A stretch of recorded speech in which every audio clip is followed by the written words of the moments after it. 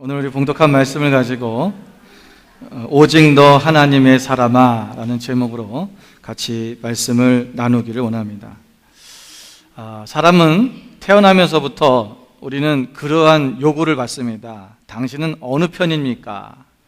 그래서 우리는 아기 때부터 그런 얘기를 많이 듣습니다. 너는 엄마가 좋아, 아빠가 좋아. 그래서 우리는 항상 어느 쪽을 선택해야 되는 그러한 기로에 설 때가 많이 있습니다. 여러분은 어느 쪽 사람입니까?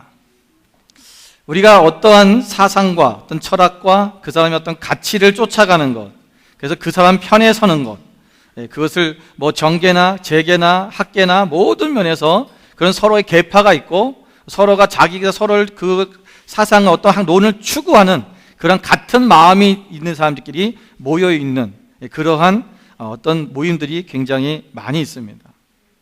우리는 이 세상에서 결정해야 될 것이 하나 있는데 내가 세상의 편이냐 하나님 편의 사람이냐라는 것입니다. 내가 세상 쪽에 속한 사람이냐 아니면 하나님 쪽에 속한 사람이냐. 여러분, 이것이 우리에게 굉장히 중요한 문제입니다. 이것은 내가 어느 쪽도 나는 두 군데 다 좋아요 라고 말할 수 없는 겁니다. 내가 엄마 아빠를 다 사랑해요 말할 수 있는 것, 그거는 할 수 있지만 이 부분에 있어서는 우리는 어느 한쪽을 선택해야 됩니다. 여러분, 하나님 편에 서시기를 바랍니다. 하나님 편에 선다는 것은 바로 하나님의 사람이 된다는 것입니다. 오늘 바울은 디모데에게 말씀하시기를, 디모데에게 말하면서 오직 너 하나님의 사람이라고 그렇게 그를 부르고 있습니다. 이 하나님의 사람이라는 말은 신약에 딱 두 번이 나옵니다. 이것과 디모데후서 3장 17절에 나오는데 그 디모데 3장 17절은 한국말로 번역한 것이 이렇게 번역되어 있습니다. 모든 선한 일을 행하기에 온전케 되니라고 그렇게 기록되어 있습니다. 다시 말하면 성숙한 그리스도인을 칭할 때 사용하는 말이 바로 이 하나님의 사람, 헬라어로는 안드로페데오입니다. 안드로페데오. 그러니까 이 사람은 하나님의 사람이라는 거죠. 이 구약에서도 똑같은 의미로 쓰여진 말들이 사람들에게 붙여졌던, 호칭으로 붙여졌던 것이 있는데 그것이 많은 사람에게 붙여졌던 것이 아니라 모세나 다윗 또는 사무엘, 그 다음에 엘리야, 엘리사 같은 소수의 사람들에게만 이 명칭이, 이 호칭이 붙여졌습니다. 그러니까 하나님의 사람이라는 것입니다. 여러분, 하나님의 사람이라는 것은 하나님의 마음에 맞는 사람이라는 것입니다. 우리 사도행전 13장 22절 말씀에 보면 패하시고 다윗을 왕으로 세우시고 증언하여 이르시되 내가 이새의 아들 다윗을 만나니 내 마음에 맞는 사람이라, 내 뜻을 다 이루리라고 말씀하셨습니다. 하나님의 마음에 맞는 사람이 누구냐? 바로 하나님의 사람입니다. 이사야서 42장 1절에도 말씀 보면 내가 붙드는 나의 종 내 마음에 기뻐하는 자 곧 내가 택한 사람을 보라, 내가 나의 영을 그에게 주었은즉 그가 이방에 정의를 베풀이라고 말씀하고 있습니다. 여기서는 내 마음에 기뻐하는 자라고 그랬어요. 하나님 마음에 기쁨하는 자, 하나님 마음을 기쁘게 하는 자, 이 사람이 누구냐 하면 하나님의 사람입니다. 여러분, 당신은 하나님의 사람이십니까? 하나님의 마음에 맞는다는 것은 하나님의 마음을 따라간다는 것입니다. 내가 온전히 하나님의 마음을 쫓아가고 하나님을 기쁘시게 하는 그 삶을 살고 있느냐는 거예요. 여러분, 잠깐 생각해 보십시오. 내가 정말 하나님의 마음을 쫓아가고 있고 하나님을 기쁘시게 하는 삶을 내가 살고 있는가? 내가 오늘 그렇게 살지 못한다면 우리는 하나님의 사람이 아닐 수 있습니다. 근데 오늘 우리가 이 하나님의 사람이 되려면 우리가 피해야 되는 것이 있습니다. 그 피해야 되는 것이 성경에 기록되어 있는데 11절 말씀에 보면 오직 너 하나님의 사람아 이것들을 피하고 라고 그렇게 시작합니다. 이것들은 무엇입니까? 바로 앞절에 나와 있는 우리가 6장 3절부터 10절에 있는 말씀입니다. 6장 13절부터 10절에 있는 말씀을 두 가지의 내용이에요. 첫 번째는 뭐냐면 바른 교훈, 그러니까 다른 교훈을 얘기한다는 거예요. 다른 교훈을 이야기하는 것, 이것을 피해야 되고, 두 번째는 물질에 대한, 재정에 대한 부분인데 돈을 사랑하는 것에 대한 의미입니다. 그래서 우리가 그 8절부터 6절부터 마음에 보면 그러나 자족하는 마음이 있으면 경건은 큰 이익이 되느니라 있어요. 여러분이 사실은 이 전체적인 내용을 보면요, 3절부터 10절에 있는 얘기가 전체가 다 돈에 대한 얘기예요. 왜냐하면 여기 보면 경건에 대한 이익을 뭐냐면 5절에 보면 마음이 부패해지고 진리를 잃어버려 경건을 이익의 방도로 생각하는 자. 이게 뭐냐면 하나님의 말씀을 전하면서 그것을 과도한 어떤 사례비를 구하고 돈을 받으면서 뭔가 하려고 하는, 돈을 요구하는, 돈을 벌기 위해 자기 이익을 위해서 경건의 행위를 하는, 이걸 말하는 거예요. 그러니까 마음이 부패했다는 것입니다. 결국은 돈을 사랑하고 돈에 대해서 자기의 마음에 자족함이 없이 돈을 추구하는 삶을 살아가는 그 사람을 얘기하는 것입니다. 그러니까 우리가 피해야 되는 부분이 뭐냐면, 우리가 뭐냐면 한마디로 말하면 뭐래요? 돈을 사랑하는 것을 피하라는 것입니다. 여러분, 돈은 우리가 필요합니다. 돈을 피하라는 얘기가 아니에요. 돈이 있어야 됩니다. 여러분, 부자가 되셔야 됩니다. 그런데 돈을 사랑하는 것을 피하라는 거예요. 그러니까 우리가 돈을 사랑하는 마음, 이것을 일만하게 뿌리라고 10절에 말씀하고 있잖아요. 이것을 탐내는 자들은 미혹을 받아 믿음에서 떠나 많은 근심으로써 자기를 찔렀도다. 돈을 사랑하는 사람은 그 근심으로 말미암아 어떻게 해요? 자신을 찌른다는 거예요. 그러니까 자신이 돈 때문에 어떻게 된다는 겁니까? 죽는다는 거죠.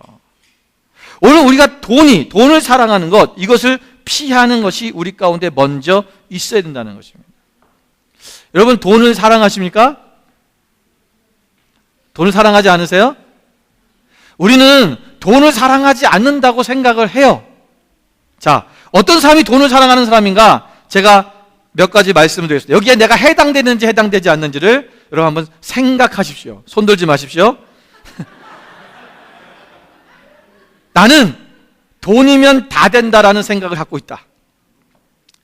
그리고 돈이 없으면 나는 아무것도 할 수 없다라는 그런 생각이 든다. 속으로만 생각하시면 됩니다. 두 번째, 돈이 있으면 나는 행복함을 느낀다. 근데 돈이 없으면 불행하다고 느껴진다. 세 번째, 돈에게는 능력이 있다고 생각한다. 세 번째, 나는 누군가에게 돈을 주거나 무엇을 내가 베푸는데 인색하다. 나는 어떤 물건을 보면 자꾸 사고 싶은 욕망이 느껴진다. 나는 어떤 것이 한번 한탕해서 내가 주식을 하든 로또를 하든 어떤 걸 해서 내가 한번 그냥 대박이 터지면 좋겠다라는 생각을 늘 가지고 있다. 이 중에 하나라도 여러분들이 영표가 됐다면 여러분은 돈을 사랑하는 사람입니다. 여러분이 돈이 있으면 다 되고 돈이 없으면 행복할 수 없고 우리가 돈에 능력이 있다고 생각하는 것, 여러분, 돈에 능력이 있는 것이 아니라 하나님께 능력이 있는 것입니다. 우리가 돈을 사랑하기 시작하면, 돈에 능력이 있다고 생각하면 하나님의 능력을 무시합니다. 그것은 뭐든지 돈으로 해결하려고 합니다. 마태복음 6장 24절 말씀에 보면 한 사람이 두 주인을 섬기지 못할 것이나 혹 이를 미워하고 저를 사랑하거나 혹 이를 중히 여기고 저를 경히 여김이라. 너희가 하나님과 재물을 겸하여 섬길 수 없다라고 말씀하고 있습니다.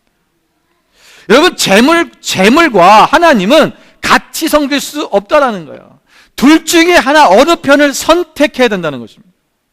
재물을 사랑하는 사람은 내가 재물을 사랑하는데 하나님, 나는 하나님도 사랑해요 라고 하는 말을 할 수가 없다라는 거예요. 이것을 중히 여기는데 이것은 경히 여길 수밖에 없다는 거죠. 그게 오늘 그 말씀이에요. 우리가 무엇인가 하나를 선택하는 겁니다. 여러분, 잠언서 8장 21절에 보면 이는 나를 사랑하는 자가 재물을 얻어서 그 곳간에 채우게 하려 합니다. 하나님을 사랑하는 자에게 하나님께서는 그 곳간을 채우고 재물을 얻어서 그 곳간에 채울 수 있도록 해주신다라는 것입니다. 우리는 돈을 사랑하지 않으면, 내가 돈에 대한 마음이 없으면, 나는 부자가 못 되면 나는 어떻게 살지? 이런 생각을 하죠. 그 두려움이 오는 거예요. 그런데 하나님께서 말씀하신 것은 뭐냐면 하나님을 사랑하는 자에게 하나님께서 반드시 뭐한다? 채우신다는 거예요. 그냥 여러분에게 단순히 그냥 먹는 거 끼니 때우기 하고 간신히 옷 한 벌 입고 있고 간신히 그냥 누울 자리 만들어준다는 얘기가 아니라 곡간을 채워준다는 거예요. 그 말은 뭐냐면 우리에게 풍성하게 하신다는 거예요. 넉넉하게 하신다는 것입니다. 여러분, 하나님을 신뢰하십시오. 우리가 하나님을 정말 믿는 그 믿음이 우리 가운데 있어야 된다는 것입니다. 여러분, 오늘 너 하나님의 사람아 라고 이 디모데에게 사도 바울이 이야기하면서 오늘 이 말씀의 본문에서 앞과 뒤에 얘기하고 있는 얘기가 뭐냐면, 우리가 방금 봤지 6장 3절부터 10절에 있는 얘기는 돈을 사랑하는 것에 대한 얘기예요. 그리고 17절부터 19절의 얘기를 보십시오. 그것도 뭐에 대한 얘기인가? 재물에 소망을 두지 말아라. 재물에 대한 얘기입니다. 그러니까 오늘 사도 바울이 이 디모데에게 말씀해 주는 얘기가 중심이죠. 이 디모데 전후서는 목회 서신입니다. 디모데가 목회를 하면서 자기가 하나님의 백성들을, 하나님의 양들을 그들이 목회할 때에 네가 정말 중요하게 여기고 네가 지켜야 될 것이 무엇인가에 대한 정말 가르쳐주고 싶은 핵심들을 얘기해 주는 거예요. 그런데 오늘 이 본문에서 디모데 전후서를 보면요, 제일 많이 나오는 얘기가 뭐냐면 돈에 대한 얘기입니다. 그래서 오늘 이 본문에 네가 하나님의 사람으로 살아가야 되는데, 그 하나님의 사람으로 살아가는 데 있어서 중요한 우리의 삶의 앞과 뒤, 우리를 완전히 샌드위치처럼 나를 붙들고 있고 나를 그것을 방해하고 때로는 나를 넘어뜨리고 나를 망하게 만드는 것이 뭐냐? 그게 바로 돈과 재물이라는 것입니다. 이 돈을 사랑하고 재물에게 소망을 둔 사람은 하나님의 사람으로 살 수가 없습니다. 그러나 우리가 정말 하나님의 사람으로 살아가려면 이것을 피하고 이것을 소망을 바꾸는 일이 우리 가운데 일어나야 된다는 거예요. 그래서 오늘 이 11절부터 16절에 나오는 그 말씀의 내용이 뭐냐면 바로 이것을 어떻게 하면 우리가 극복해서 정말 하나님의 사람이 될 수 있느냐, 그것을 말씀해 주고 있는 것입니다. 자, 첫 번째는 하나님의 사람이 되려면 우리가 믿음의 선한 싸움을 싸워야 된다는 것입니다. 자, 12절 말씀을 보십시오. 믿음의 선한 싸움을 싸우라. 여러분, 이 싸움은 우리가 물질이 내가 돈을 사랑하지 않고 내가 재물에 소망을 두지 않는 삶을 살려면 내가 이것에 대해서 어떻게 하냐? 선한 싸움을 싸워야 된다는 거예요. 어떻게? 믿음으로. 믿음의 삶이 우리 가운데 있어야 된다는 것입니다. 이건 믿음으로 극복해야지. 믿음의 삶의 싸움. 그러니까 믿음으로 그냥 하나님 믿어요. 나 예수님 믿어요. 예수님 믿었고 나 하나님의 아들인 걸 믿고 난 구원을 받았어. 그러니까 그분이 예수님 믿은 것으로 그냥 가만히 있으면 내가 그것을 사랑하지 않고 하나님만 사랑하는 사람이 되는 게 아니라는 거예요. 우리가 믿음의 선한 싸움을 싸우라는 것입니다. 그러니까 믿음이라는 것이 내가 그냥 믿어요 하고 그냥 멈춰 있는 것이 아니라 계속해서 싸워나가야 된다는 거야. 자, 보십시오. 여러분, 이것은 영적 싸움이에요. 사단은 우리가 재물의 노예가 되고 돈을 사랑해서 돈의 노예가 되도록 원하는 것이 누구예요? 바로 사단이에요. 그 사단은 계속해서 우리로 하여금, 여러분, 우리가 하나님 앞에 하나님의 믿음을 저버리고 때로는 우리가 하나님 말씀을 살지 아니하고 때로는 내가 하나님의 뜻대로 나가지 못하게 방해하는 것, 가장 그것에 제일 첨단으로 우리가 다가오는 게 제일 뭐예요? 먼저 보는 게 뭐예요? 그게 돈이에요. 그게 돈입니다. 여러분, 때로는 사람이 우리 가운데 힘들게 할 때 있지만 돈이라는 문제가 우리를 통해서 왔을 때 많은 사람들이 거기서 넘어지고 쓰러지고 자빠지는 거예요. 오늘 우리가 그것을 극복하려면 날마다 이것을 믿음 안에서 싸워내야 된다는 것입니다. 이겨내야 된다는 거예요. 여러분, 에베소 6장 12절 말씀은 우리의 씨름은 혈과 육을 상대하는 것이 아니요 우리가 통치자들과 권세들과 이 어둠의 세상 주관자들과 하늘에 있는 악의 영들을 상대합니다. 우리는 악한 영들과 싸우고 있다는 거예요. 여러분, 내가 지금 사람과 싸우는, 혈과 육은 사람을 얘기하는 거예요. 사람과 싸우는 것이 아니라 우리는 지금 영적인 존재, 바로 악한 영하고 싸우고 있다는 것입니다. 이 악한 영은 날마다 우리를 우는 사자와 같이 삼키려고 우리를 우는 사자같이 덤비고 있어요. 날마다 우리를 지켜보고 있습니다. 어떻게 하면 이것을 잡아먹을까? 어떻게 하면 저 하나님의 백성을 내가 나의 종으로 만들까? 우리는 날마다 깨어서 그것을 그 사단과 싸워 이겨나가야 되는 거예요. 여러분, 사단이 아닙니다. 사단은 그 사람을 통로로 사용해서 우리 공격하는 거예요. 여러분, 하와가 뱀에게 유혹을 받았는데 뱀이 사탄이 아니에요. 사단이 뱀을 통해서 하와를 유혹한 거지요. 오늘 우리는 많은 사단이 사람을 통해서 우리를 공격합니다. 나랑 가까운 사람들, 내가 믿었던 사람들, 또 내가 사랑하는 사람들을 통해서 때로는 우리의 마음을 뒤집어 놓고 우리의 마음을 힘들게 만들어요. 나를 배신하게 하고, 나를 때는 오해하게 만들고, 나를 어떤 올무에 빠뜨리기도 하고. 그러나 우리는 그들과 싸우는 게 아니라 영적인 존재가 있다는 것을 알아야 돼요. 그 영적 존재와 싸우는 거기 때문에 이 믿음의 싸움은 영적으로 날마다 끼어 있어야 되는 거예요. 우리가 날마다 기도와 하나님 앞에 말씀으로 그것을 무장되어지고, 그 말씀의 검과 우리가 성령의 검을 가지고 날마다 이들과 싸워서 내가 이 영적으로 육의 것들을 이기는, 사도 바울이 고백했던 것처럼 날마다 육의 소욕과 영의 소욕이 싸우는데 영의 소욕이 육의 소욕을 이기는 이 삶이 우리 가운데 일어나야 된다는 것입니다. 그런데 오늘 이것을 우리가 싸워나가는 데서 어떻게 무엇을 해냐면요, 그 앞절에 11절에 보면 이렇게 고백하고 있습니다. 너희가 이것들을 피하고 이러면서 의와 경건과 믿음과 사랑과 인내와 온유를 따르며 그랬어요. 여기서 따르며라는 말은요, 쫓아간다, 추격한다는 뜻입니다. 여러분, 우리가 강도가 도망갑니다. 살인자가 도망을 가요. 범죄인이 도망가는데 경찰이 그것을 쫓아갈 때 어떻게 쫓아갑니까? 쫓아가다가 다리 아파 힘들어. 그리고 포기합니까?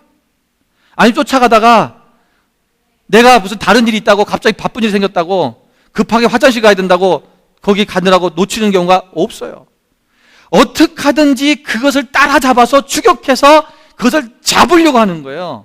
이게 번역은 따른다는, 여기서 따른다는 말은 그렇게 네가 추격해서 그것을 따라잡아야 된다는 것입니다. 이거는요, 어느 날 그냥 한순간에 딱 되어지는 게 아니에요. 어느 날 내가 한번 이루었다고 되는 게 아니라 계속해서 이것을 이루어 나간다는 거예요. 의로운 삶을 살아야 되고요, 경건의 삶을 살아야 되고, 우리가 믿음과 사랑과 인내와 온유를 따라가라는 거예요. 끝까지 가는 것입니다. 여러분, 중간에서 포기하면 안 된다는 거예요. 다윗을 보십시오. 여러분, 다윗 왕이, 그 사울 왕이 자신을 죽이려고 했어요. 다윗이 무슨 잘못을 했습니까? 다윗은 아무것도 잘못한 게 없어요. 되려 사울 왕을 위해서 그가 대신 나가서 골리앗과 싸워서 이겨줬고, 또 이 사울 왕을 위해서 연주도 해주고, 그렇게 아주 사울 왕을 위해서 모든 걸 헌신했던 사람입니다. 나라에 충성된 종이었고 충성된 장수였습니다. 그래서 사울 왕이 심지어 자기의 사위로 삼았지요. 그런데 어느 날 이 사울 가운데 악한 영이 들어온 거예요.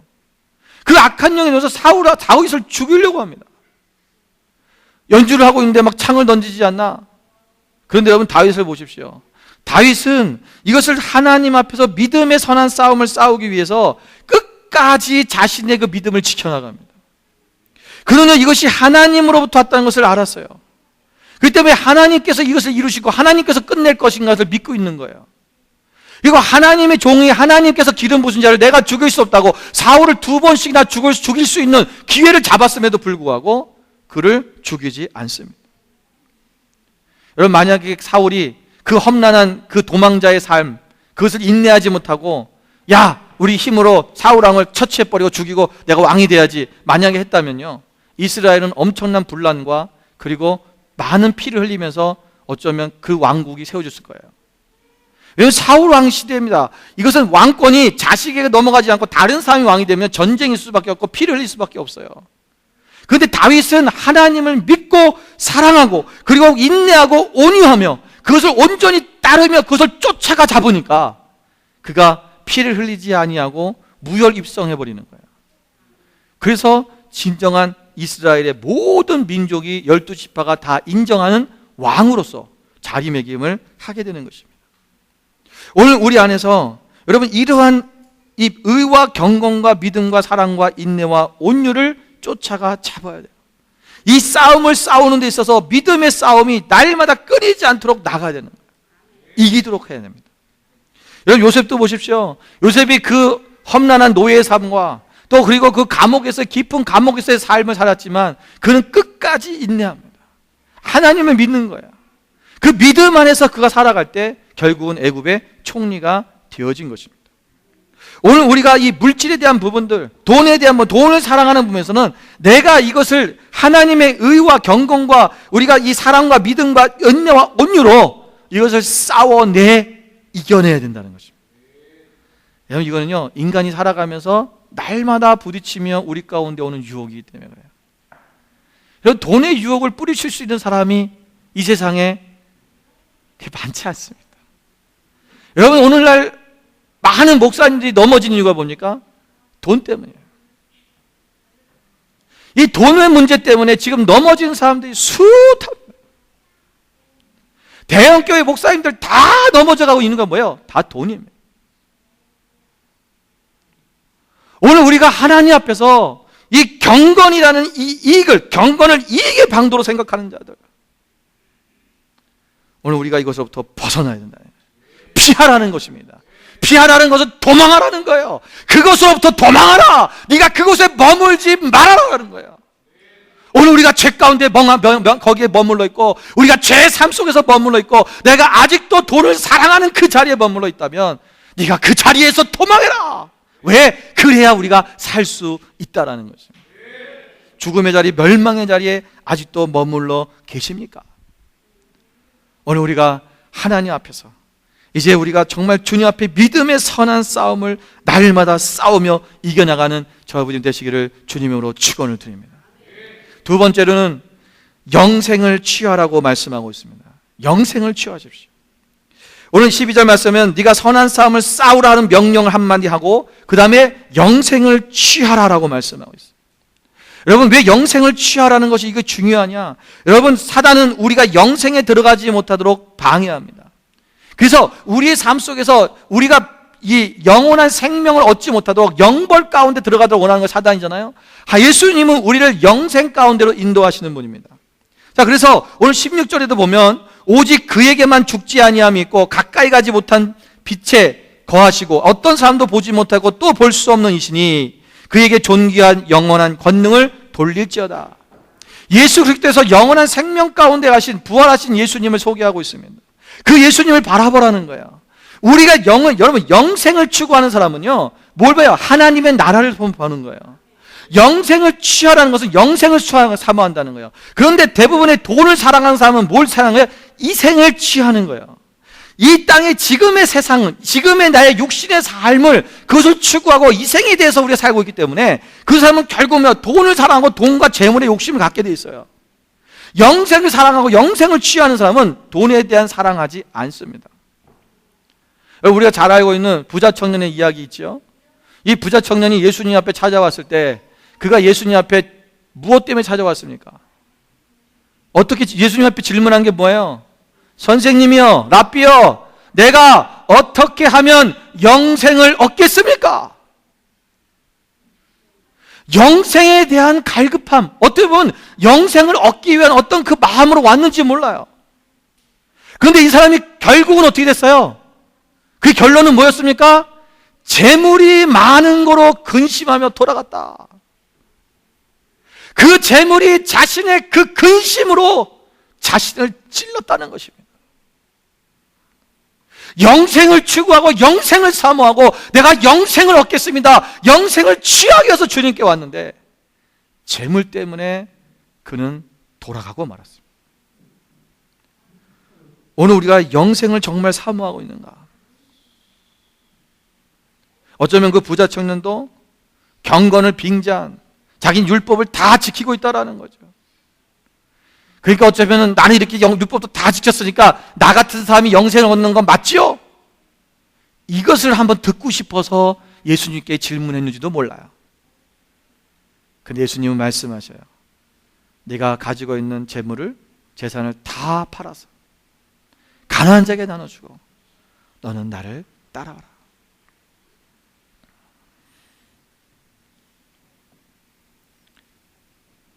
오늘 19절 말씀에도 보면 이것이 장래에 자기를 위하여 좋은 터를 쌓아 참된 생명을 취하는 것이니라.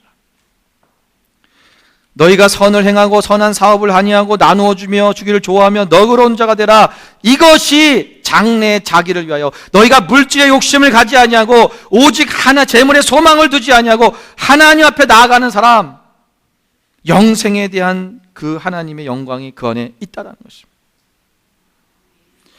여러분, 우리가 잘 알고 있는 부자와 거지의 예화가 있습니다. 여러분, 예수님께서 누가복음 16장 19절 31절에 이 부자에 대한 이야기를 하십니다. 부자와 거지의 이야기를 하시면서 여기서 뭐라고 하시냐면 첫 번째 19절에 나오는 얘기였습니다.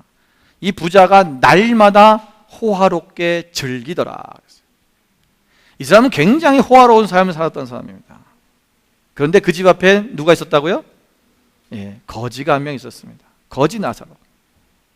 그런데 이 부자는 이 거지 나사로를 돌보지 않았습니다. 이 부자는 음부에 떨어졌고요, 거지 나사로는 천국에 갔습니다. 여러분, 예수님께서 이 비유를 통해서 뭘 말씀하려고 하는 걸까요? 이걸 잘 생각해 봐야 됩니다.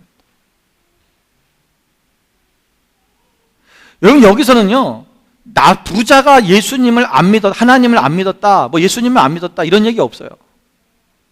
그리고 이 거지 나사로가 하나님을 잘 믿었다, 뭐 안 믿었다, 이런 얘기도 없습니다. 여기서는요, 예수 믿고 구원받는 이야기를 하는 게 아니에요. 그 얘기를 하려고 싶은 게 아니라, 오늘 예수님께서 지금 그 앞절에 보면요, 이 부자와 거지 나사로의 앞절에 보면, 아까 우리가 마태복음 6장 24절에 말씀했던 한 사람이 두 주인을 섬기지 못할 것이니, 이 얘기가 그 재물에 겸하여 섬기지 못하는 이 얘기가 나오고, 그 다음 이야기가 뭐냐면 바로 율법주의자들의 얘기가 나와요. 그들이 부한 것, 그들이 부자가 되는 것이 자기들이 하나님 앞에 그들이 구원받은 사람인 것처럼 착각하고 있었다는 얘기를 쭉 하고, 그 다음에 나오는 얘기가 뭐냐면 부자와 거지 나사로의 이야기를 해주는 거예요. 그러니까 이 부자와 거지 나사로 이야기 속에서 뭘 얘기하고 싶으신 거냐면, 우리가 이런 부자가 자신이 부만 채우고 가난한 자를 돌보지 아니하고 자기가 그것을 나누지 아니하는 삶을 살아가는 사람, 다시 말하면 돈이 자기의 주인된 삶을 살아가는 사람, 돈의 욕심과 재물의 욕심, 재물을 섬기는 사람, 이 사람은 하나님을 섬기는 사람이 아니라는 거죠. 그 사람은 음부에 떨어져서 슬피 울며 이를 갈고 있는 거예요.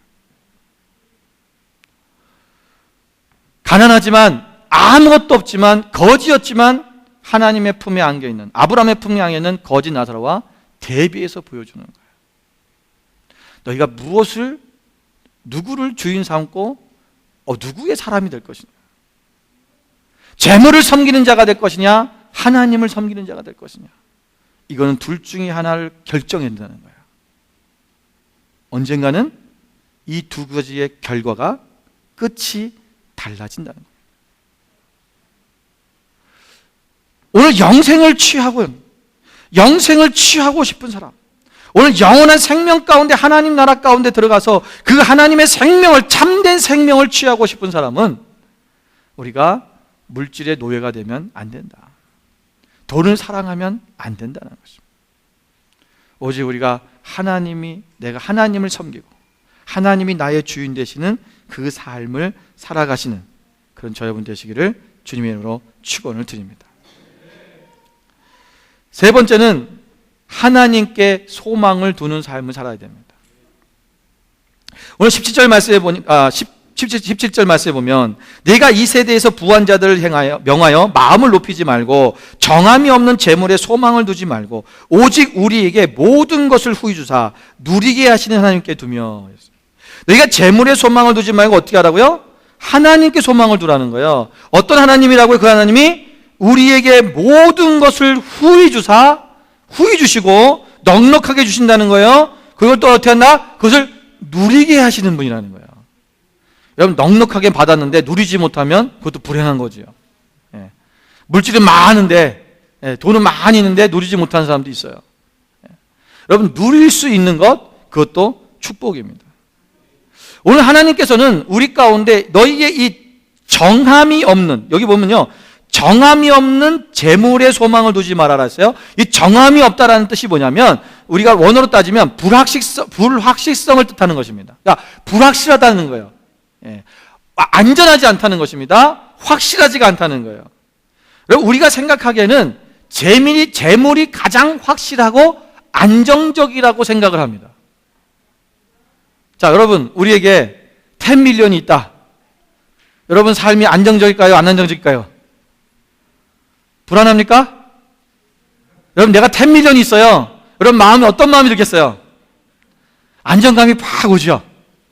그리고 갑자기 마음이 든든해지고 어디 가서 자신감이 생기고 누가 밥을 먹자 그래도 내가 살게 딱 이러고 막 뭔가 막 사람이 막 이게 없대요. 예. 그러지 않겠어요? 당연히 그러죠. 왜? 우리 안에는요 돈이 안전하다고 생각하기 때문에 그런 거예요. 여러분, 그런데 돈이 안전한 게 아닙니다. 여러분, 돈도 언젠가 한순간에 하나님이 불어내시면 날아가 버려요. 여러분, 잠언서 23장 5절에 뭐라고 하냐면 내가 이미 어찌 허무한 것에 주목하겠느냐. 정령이 재물은 스스로 날개를 대요. 스스로 날개를 댄대요. 재물이. 그래서 하늘을 나는 독수리처럼 날아갈 것이다. 여러분, 이게 명언입니다. 정말 잠언입니다. 이 진리입니다. 돈은요 어느 한순간에 날아가 버려요. 여러분이 아무리 붙들려도 안 붙들어질 때가 있어요. 아, 내가 은행에다가 잘 모셔뒀는데요. 자, 여러분, 지난번에 그리스에 경제 문제가 생겨서 모든 은행에서 돈을 찾을 수가 없게 됐습니다. 하루에 자기가 찾을 수 있는 양이 조금씩밖에 못 찾아요. 자기 돈이 많은데 못 찾는 거예요. 그래서 그리스에 그 뉴스 보셨어요? 그리스에 한 공군 조종사가 전투기 타고 돈을 자기네들 못 뽑으니까 터키 날아가고요. 터키에 있는 안 쓰는 그 폐허된 그 비행 활주로에 자기가 활주로 옛날에 다니면서 받았던 데다가 활주로 착륙시켜 놓고 나가서 ATM에 돈 뽑아갖고 다시 자기 나라로 왔대잖아요. 그걸 터키가 몰랐던 거예요. 예, 남의 나라 비행기가 전투기가 또 자기 나라 국경을 넘어서 왔다 갔는지도 몰랐어요. 자기 나라에서 못 찾아. 돈이 있는데. 여러분, 돈은 안전한 게 아니에요. 여러분, 그걸 내가 아무리 그 금고 안에 또는 은행 안에다 모아놨다고 할지라도 그것은 날개가 달려서 언젠가는 날아가 버립니다. 여러분, 우리는 인간은 참으로 불확실한 존재입니다. 제가 지난주에 정말 내가 불확실한 존재라는 것을 다시 한번 깨달은 사건이 있었어요. 제가 눈이 하도 침침해서요, 이게 보면은 가끔씩 이게 막 흐리게 보여요, 이 글씨가. 그래서 이렇게 띄면 잘 보이고, 여기 가까이 가면은 흐리고 그래갖고, 병원이 아니죠? 이제 안경점에 가서 눈을 이제 검사로 갔습니다. 검사로 가는데, 아유, 목사님 이제 노안이 오셨네요, 그러더라고요. 그러면서 이제 이 돋보기를 지금 측정한 것보다 2단계 아래 건데 한번 이렇게 씌워줘 보시라고 해서 딱 돋보기를 딱 넣는데요. 제가 보고 있던 그 글씨가요, 갑자기 선명해지고 진해지고 너무 잘 보이는 거예요. 깜짝 놀랐어요. 그래서 이게 원래 이렇게 보이는 겁니까? 그랬더니 그게 젊은 애들한테 보이는 거예요. 그래서 제가 지금까지 보고 있던 거는 가짜인 거예요. 나는 흐리게 봤고 이 글씨체가 흐린 채로 봤거든요. 나는 다. 예. 그렇게 검은색이 그렇게 진한 줄 몰랐어요. 근데 그 돋보기를 끼자 실체를 정확히 본 거죠. 저는 정말 충격이었습니다. 내가 지금까지 봤던 게 진짜가 아니었구나. 여러분, 인간은요 나이가 들기 시작하면 듣는 것도 못 듣는 게 많아요. 우리가 지금 듣고 있는, 지금 젊은 애들은 듣고 있는 소리가 있는데 우리 못 들어요. 30대 이상만 돼도 못 듣는 소리가 있어요. 40대 이상부터 못 듣는 소리가 있고 50대 이상부터 못 듣는 소리가 있어요. 우리는 점점 노화되고 있고요, 내가 지금 보는 거, 내가 듣는 거, 내가 느끼는 것이 전부인 것처럼 생각하는데 그게 아니라는 사실이에요. 불완전한 존재입니다. 그러면서 우리는 우리가 다 알고 있는 것처럼, 우리가 다 보고 있는 것처럼, 다 확실한 것처럼 그렇게 우리는 생각하고 살고 있지 않습니까? 오늘 내가 보지 못하는 그곳에 하나님이 계시고, 내가 듣지 못하는 그곳에 하나님의 음성이 있고, 내가 느끼지 못하는 그곳에 하나님의 따스한 팔이 있다는 것을 여러분 기억하셔야 됩니다. 오늘 우리의 삶 속에 여러분 정말 이 불확실한 존재, 그 재물에 소망을 두지 마십시오. 오직 우리는 하나님께 소망을 두는 삶을 살아야 됩니다. 왜요? 하나님은 변하지 않는 분이고 능력 있는 분이고 하나님은 이 우주 만물을 창조하신 분이기 때문에 그렇습니다. 누가복음 12장 20절에 보면 부자 이야기가 나옵니다. 여러분, 이 부자가 자기의 곳간을 딱 채워놓고 창고가 모자라고 또 창고를 또 짓습니다. 그리고는 뭐라고 그랬습니까? 야, 내가 이제 마음껏 편하게 먹고 마시고 놀자, 쉬자. 내 영혼아 쉬자 그랬어요. 그때 예수님께서 그게 말씀하신 게 뭡니까? 하나님은 이르시되 어리석은 자여 오늘 밤에 내 영혼을 도로 찾으리니 그러면 내 준비한 것이 누구의 것이 되겠느냐. 우리가 텐미얼이 있어도 오늘 밤 하나님이 나를 부르시면 나는 그 돈은 아무 소용이 없는 거예요. 오늘 우리 삶 속에 여러분 하나님께 소망을 두는 삶을 사는 사람은요 어떻게 되냐? 그것이 오늘 18절에 있는 말씀이에요. 선을 행하라.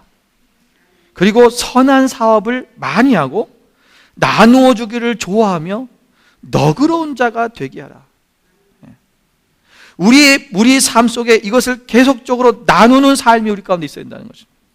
여러분이 가지고 있는 것 중에서 여러분이 욕심부려서 갖고 있는 것 또는 두세 개 있는 것, 나는 어떤 사람 그런 분이 있어요.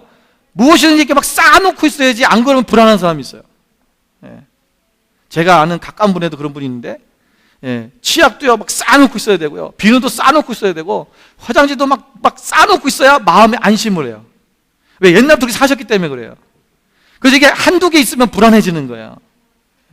여러분 단순한 삶을 살아야 됩니다. 여러분 믿음의 삶이라는 것은 단순한 삶과 함께 가는 거예요. 그래서 여러분이 하나님이 나를 공급하시겠다고 하는 그 믿음을 가지고 여러분 많이 쌓아놓고 사지 마세요.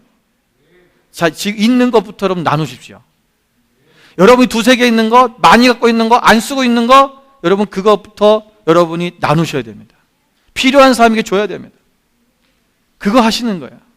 그리고 그것이 되어지기 시작하면 그 다음부터 뭐 하냐? 내 것을 깨트리기 시작해야 됩니다.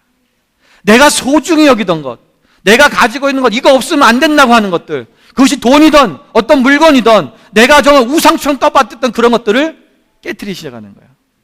향유 옥합을 자기의 인생에서 결혼 자금으로 가장 준비했던 그 귀한 것을 깨트렸던 여인처럼 오늘 우리가 주님 앞에 그것을 여러분 깨트리기 시작하면 여러분 이게 놀라운 일이 뭐냐면요, 그게 깨트리면 내 것이 없어지는 것 같잖아요. 근데 하나님이 30배, 60배, 100배로 채우시는 거예요. 이 역사가 일어나기 시작합니다. 제가 이 왕해제정학교를 저희가 이제 하면서 여러분 지금 많은 학생들이 정말 생짜들이었죠. 그런데 이것을 처음부터 훈련시키는, 이걸 처음부터 하나씩 훈련시키는 거예요. 근데 이것이 되어지는 거예요. 여러분 지금은요 자신들이 가지고 있는 자신의 전부를 내놔요. 자기가 먹고 살아야 될 재산을 그 단에, 어떤 사람 아파트 내놨어요. 여러분 이게 왜 이렇게 하느냐? 하나님의 말씀에 순종하고 하나님께 흘려보냈더니 하나님의 뜻대로 하니까 하나님이 채우시고 공급하시는 게 30배, 60배, 100배로 일어나는 것을 체험하기 때문에 그런 거예요. 내가 믿는 하나님이 어떤 분이신지를 아니까. 그걸 전에는 몰랐거든. 하나님은 능력이 없는 줄 알았어요. 돈의 능력인 줄 알았지. 하나님이 능력이 있으시고 하나님이 이 땅의 주인이시고 하나님이 모든 것을 공급하시는 분이라는 것을 그걸 알기 시작하니까 이거를 깨트리기 시작하는 거예요. 여러분 정말 놀라운 일이 생깁니다. 근데 여러분 내가 흘려보낸 것, 보낸 것보다도 더 많이 흘러오는 거예요. 제가 농담 삼아 그런 얘기 하는데, 여러분 이 왕해제정학교 온 사람들이 300불씩 내고거든요. 근데요 본인들이 가져가는 건요 300불보다 10배씩 가져가요. 더 많이 가져갑니다. 네. 더 많이 가져가요.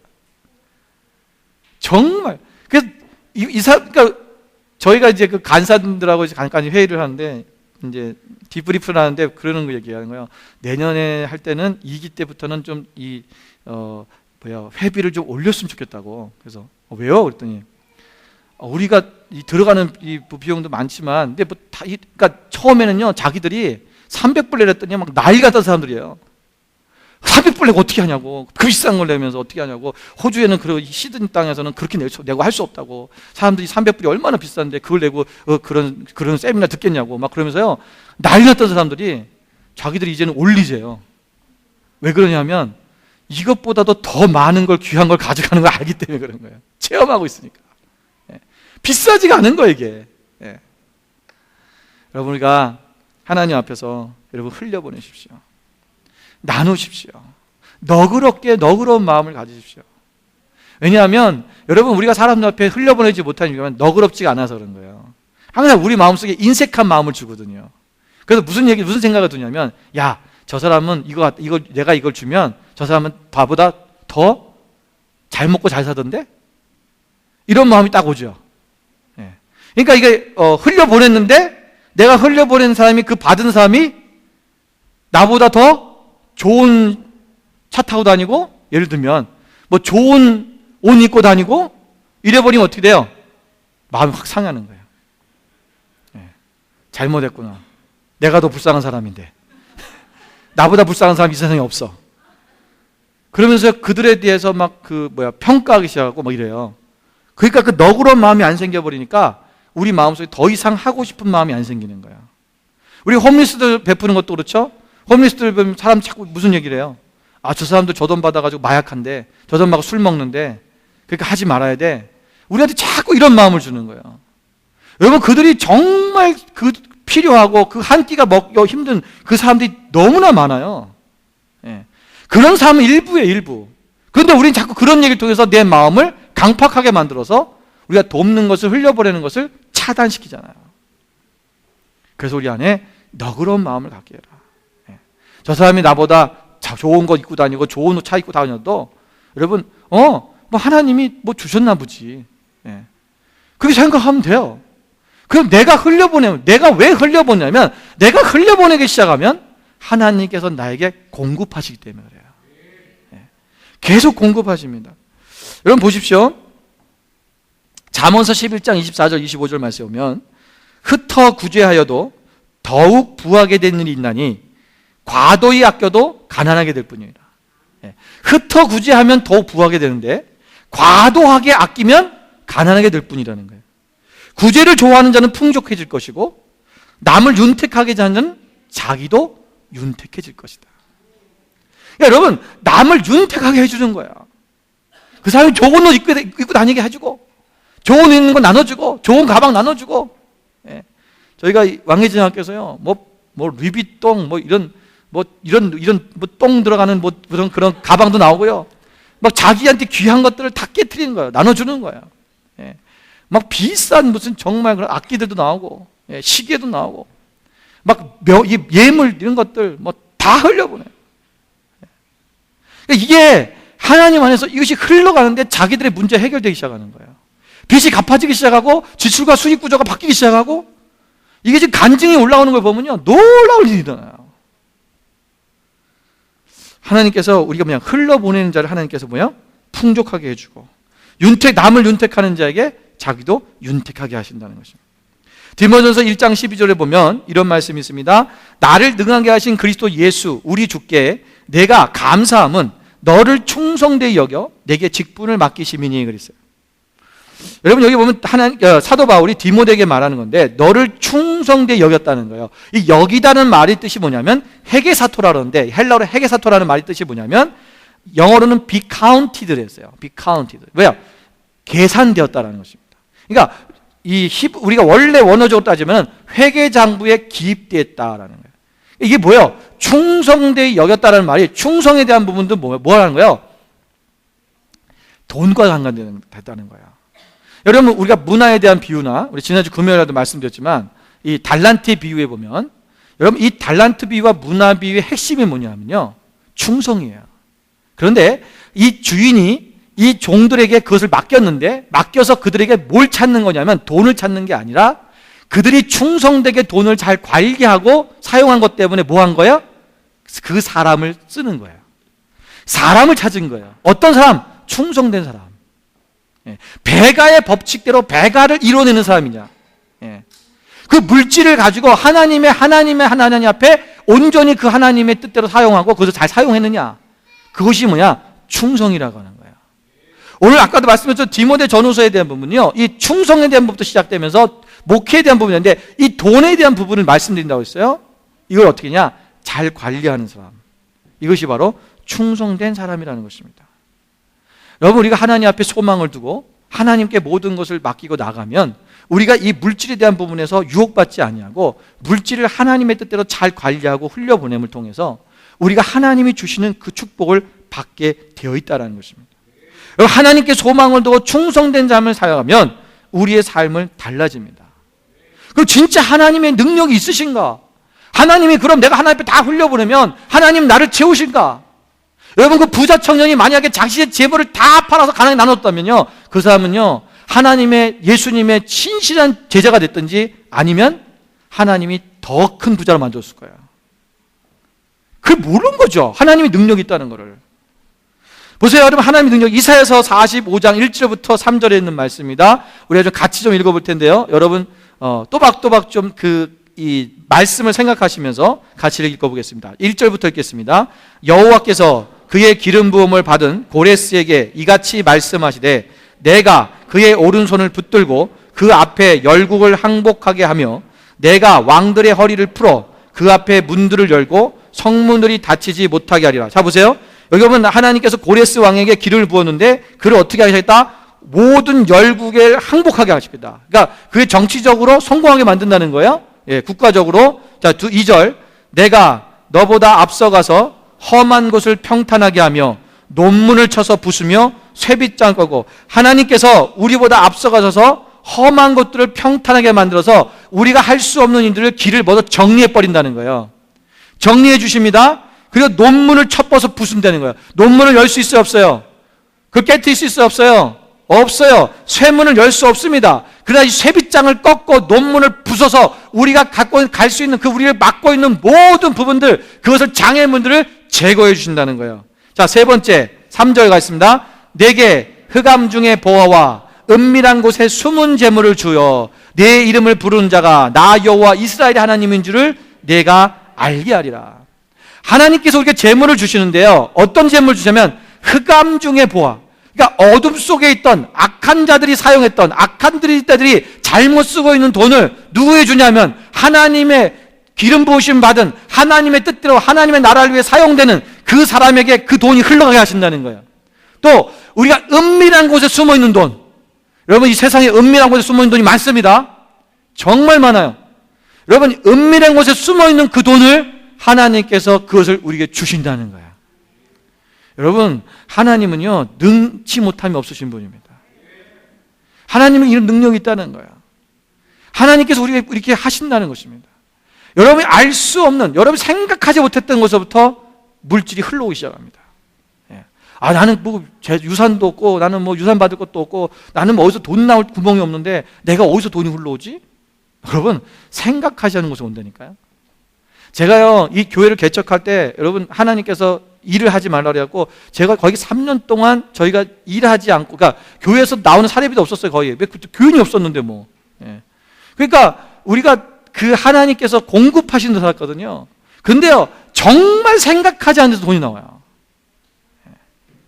하나님이 먹을 거 주시면 먹고, 하나님이 뭐 세금 낼 때 되면 세금 내주시고, 집세 낼 때 집세 주시고, 그러고 살았어요.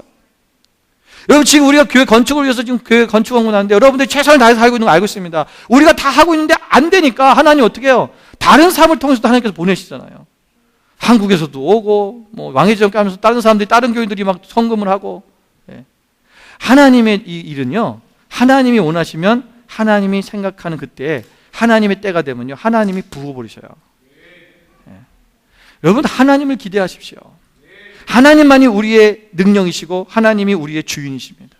내가 그분을 섬기고 내가 온전한 하나님의 사람이 되어가기 시작하면 하나님께서 오늘 우리 가운데 일하시고 역사하신다는 것입니다. 여러분, 우리는 하나님의 사람이십니까? 소망이 있습니까? 오늘 그렇다면 하나님께서 우리를 형통하게 하실 것입니다. 오늘 우리 안에 지금 비록 나는 아무것도 없지만 오늘 하나님의 주인 삼고 그 하나님만 바라보고 내가 온전히 하나님의 말씀 안에서 그 믿음의 선한 싸움을 싸우고 영생을 취하기 위해서 이 생에 대한 소망을 두지 아니하고 오직 하나님에 대한 소망, 재물에 대한 소망을 두는 것이 아니라 하나님께 소망을 두고 날마다 나아가는 그 삶을 통해서 진정한 하나님의 사람이 되어지면 오늘 우리가 이 물질에 속한 사람이 아니라 재물에 대한 돈을 사랑하는 그런 인생이 아니라 하나님만을 사랑하고 하나님 앞에 나가는 그 삶이 됨을 통해서 우리가 진정한 하나님의 사람이 되어질 수 있다는 것입니다. 오늘 여러분 옆에 있는 분에게 이렇게 선포해 주십시오. 당신은 하나님의 사람입니다. 해주십시오. 또 한번 선포합니다. 당신은 소망이 있습니다. 하나님이 형통하게 하실 것입니다. 오늘 우리 사랑하는 모든 지체들 가운데 하나님의 그 놀라우신 형통함이 오늘 하나님의 사람으로 살기 원하는 하나님의 편에 선 여러분 모두에게 이루어지기를 주님의 이름으로 축원을 드립니다. 기도하겠습니다.